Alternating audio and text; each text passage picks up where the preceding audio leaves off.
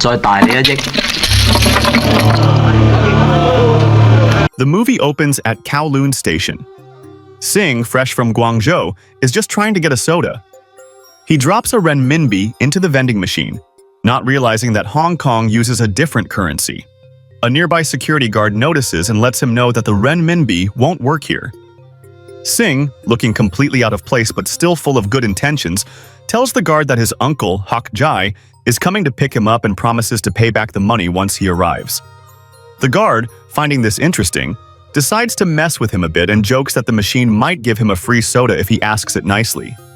Sing, taking it all literally, gently hugs the vending machine and politely asks for a can. To the guard's utter disbelief, the machine actually drops a can of soda. On the other end, Hok Jai is playing a tabletop game when he realizes that his nephew from Guangzhou has been waiting for him. He tries to slip away, but Bing stops him, insisting he pay his bills first. Fishy Xing steps in to defend Hok Jai, and Bing heads off to pray. Lulu then asks Xing about his love interest, clearly hinting that she has feelings for Hok Jai. Xing advises her that love between gamblers never ends well. When the others question why he didn't go to pick up his nephew, he admits that he's actually afraid. Hok Jai explains that there's a condition that runs in his family, something that makes a person lose control and go insane. When Lulu asks just how crazy it can get, Hok Jai tells her that he could end up getting very intimate with her, something that, deep down, she has been waiting for. Sing arrives at the apartment complex, but the address he wrote down is scratched out, leaving him unsure whether to go to the first floor or the 7th. He calls out for his uncle, but instead of help, the residents start throwing things at him. Nearby, a boy stands next to a door phone, asking to be let in. The voice on the other side tells him he must say, "I love you" 10 times before the door will open. As the boy begins doing so, Sing approaches and watches curiously. When the song playing nearby hits a dramatic note, the boy speeds up the "I love yous" and the door finally unlocks. He rushes inside and quickly shuts the door behind him, locking Sing out. Determined, Sing begins saying, "I love you" to the door phone as well. One of the tenants catches him in the act, clearly creeped out by what she sees. Sing follows her to the elevator, and what follows is a tense and awkward exchange filled with misunderstanding. Inside the elevator, he attempts to start a conversation, but it backfires badly. Moments later, he ends up getting beaten with a wooden sword. Heading to the first floor, Sing calls out his uncle's name, only to be met with an onslaught of objects hurled at him by the tenants. He quickly escapes to the second floor, but everyone there is already standing in position, ready to throw things at him even before he can shout. Exhausted and overwhelmed, Sing gives up and steps outside. He decides it's better to just wait. After all, his uncle would have to come out eventually. As he's waiting, his eyes fall on a newspaper headline. It reports about a mass murderer known only as Uncle. Mistakenly thinking the article is about his own uncle, Sing panics and rushes to a nearby police officer. He tells the officer that the murderer is living in the apartment building and even shows a photo of his uncle as proof.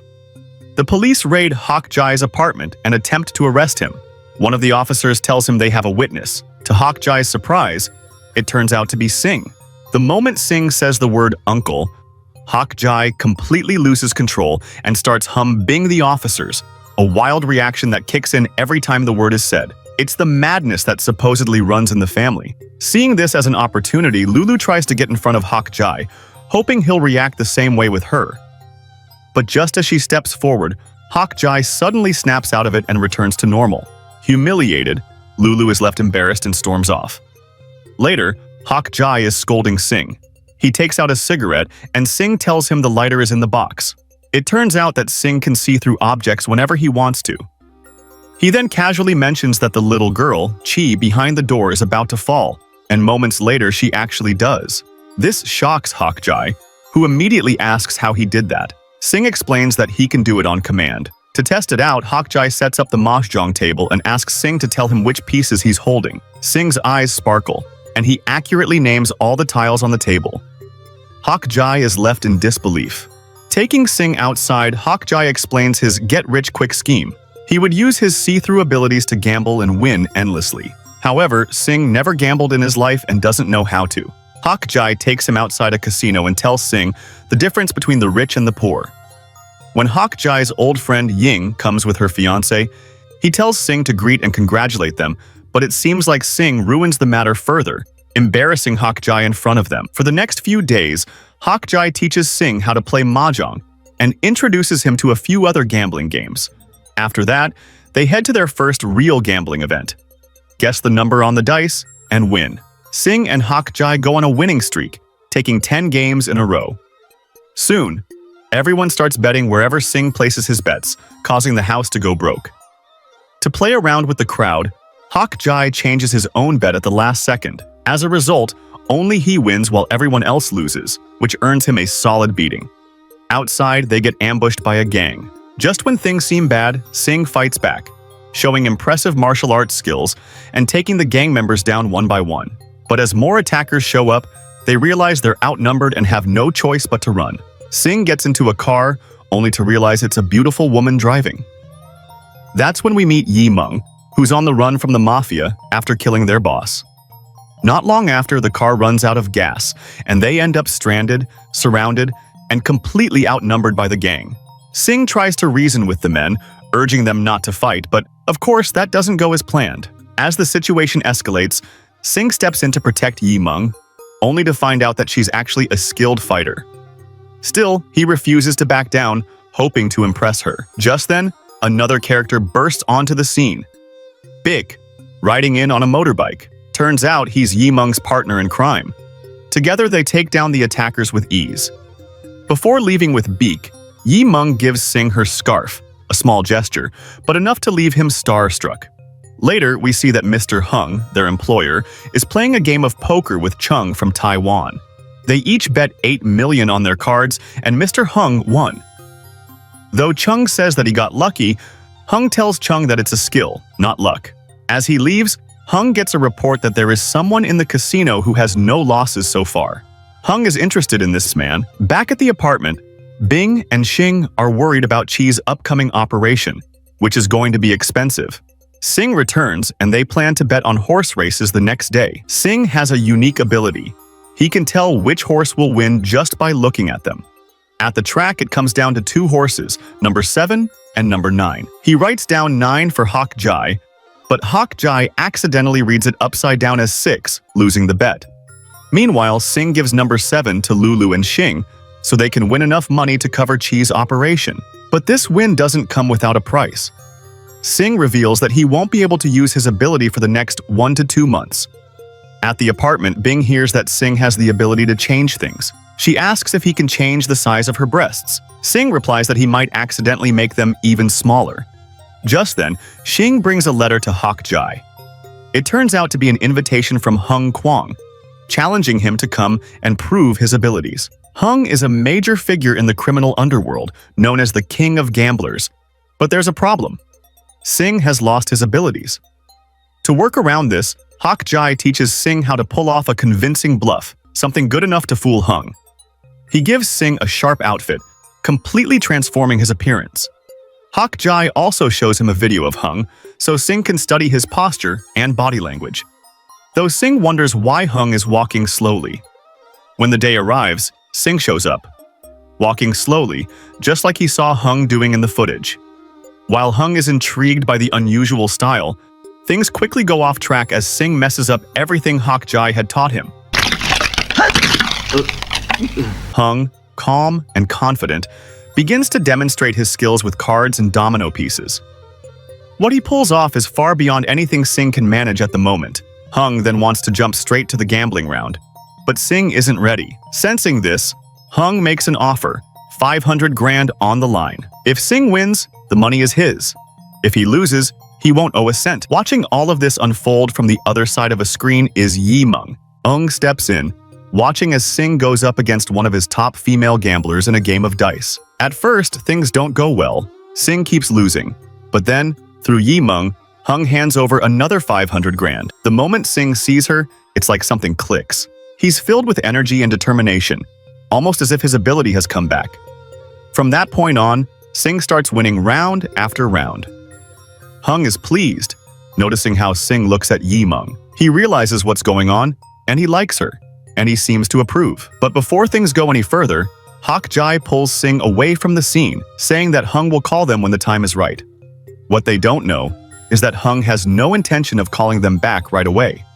He plans to draw Sing in slowly, on his own terms. One of Hung's men betrays him, leaking the news about Sing's abilities to Chung. Shortly after, Hak Jai and Sing arrive at Chung's mansion, prepared to sign the deal. When Hung hears about this, he becomes furious and sends his men to eliminate everyone and retrieve Sing. A violent shootout breaks out, resulting in numerous casualties. Amidst the chaos, Yi Meng and Beek arrive, but things take a dark turn when Beek discovers that Yi Meng has been working for Chung all along. She shoots him in the leg, spares his life, and walks away without apologizing. They all escape on the boat. However, Yi Meng can no longer be undercover in Hung's mafia. The World Gambling Tournament is coming up, and Sing can't help but think about Yi Meng. Hak Jai is trying to help him, but to no avail. Tired of this, Hak Jai calls Chung and strikes a deal. Now, if Sing wins the tournament, he can have Yi Meng. With that, now Sing is back in action. It's the day of the tournament. Hung wins against his opponent, but it seems like Sing is happier that he wins. Because of that, he gets to spend his time with Yi Meng. This keeps on, and Sing gets to spend more and more time with Yi Meng. However, the feelings did not seem to be mutual. Hak Jai is tired of this, and it doesn't fit well with him. Chung tells Hak Jai to step down and not follow Sing. Hak Jai resorts to Ying, asking for a favor. He needs her girls, the best kind who can do kung fu and protect the Sing. The next day, Sing is in a restaurant with Yi Meng. He leaves to go to the bathroom, but Hung's men arrive with Beek. They kidnap Yi Meng and attack Sing. However, Ying's girls protect Sing, and they escape. Chung tells Hak Jai that if Sing doesn't come back to the tournament, he will take Hak Jai's life. Yi Meng is locked away, and Sing is depressed without Yi Meng. He knows that he is the one who loves her, but she doesn't love him back. Hak Jai now has a photo of Yi Meng, and uses it to manipulate Sing into thinking that she has gained weight and her appearance has changed. He even tries to pass off Bing as Yi Meng to convince him, but the attempt fails. Unwilling to give up, Hak Jai turns to the power of makeup and tries to transform Bing into Yi Meng. Or at least, he tries to. The only thing that convinces Sing is a mole on the armpit. Reluctantly, Bing agrees to go out for dinner with Sing, but only because Hak Jai offered her money for doing it. She keeps up the act for so long that even her arm gets injured in the process. At the tournament, it's Bing who accompanies Sing. This time, Sing plays casually at first, letting his opponent feel confident, before turning the game around and winning decisively. With that, he secures a spot in the grand finals, Hong Kong versus Taiwan. A press conference is held where both teams agree to a staggering bet of $100 million. Back at the apartment, they find Bing and Xing in the middle of an argument. Xing wants to leave, frustrated that ever since Sing arrived, Hak Jai has treated him like a golden egg, only caring about using him to win money. He feels neglected and unappreciated. However, after some heartfelt words, the tension settles, and they reconcile. Despite the reunion, Sing is left feeling depressed. Sing leaves before sunrise. At the same train station where he first arrived, the security guard recognizes him. Sing hands him a coin and says, "If anyone comes by, give them a coin for a drink." Meanwhile, Bing and Xing spot a car carrying Hung's men and decide to follow it. At the tournament venue, the atmosphere is tense as the event is about to begin. Elsewhere, the couple finally discovers where Yi Meng is being held. Hung and Chung make a grand entrance at the venue, greeted by a swarm of paparazzi. Though they exchange mockery beneath the surface, they maintain a cordial front for the media. Bing and Xing manage to free Yi Meng, but they're quickly ambushed. However, Yi Meng easily takes down the attackers with her combat skills. Back at the venue, the timer is set, and both teams have only 2 hours to collect as many chips as possible to win. Beek shows up just in time to see Yi Meng escape and silently lets her go. Back at the venue, Chung requests the judges to postpone the game for 10 minutes, as Sing has yet to arrive. He threatens Hak Jai, warning that if Sing doesn't show up, he'll have him castrated. As the countdown nears its end and the winner is about to be declared, Sing finally arrives and takes his seat at the table.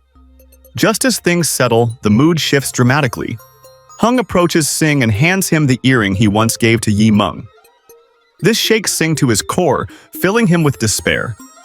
Overwhelmed, he loses his supernatural abilities and tells everyone he wants to forfeit the game. Chaos erupts in the venue at his announcement. But after a moment of inner conflict, Sing regains his resolve.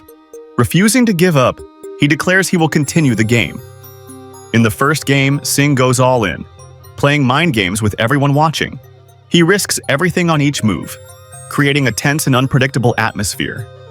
But the strategy pays off as Hung folds. The rounds continue in the same fashion, keeping everyone on edge as Sing dominates with bold plays.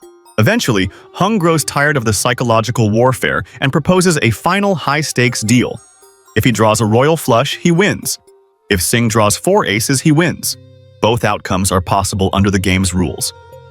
As the cards are dealt, Sing tries to discreetly change his 3 of spades, but it doesn't work. Just then, Yi Meng enters the venue, and with her presence, Sing regains his powers. He confidently places his card down, believing it to be the ace of spades. But when the cards are revealed, it's a twist. He had unknowingly changed Hung's card instead. That single swap gives Sing the upper hand and the win.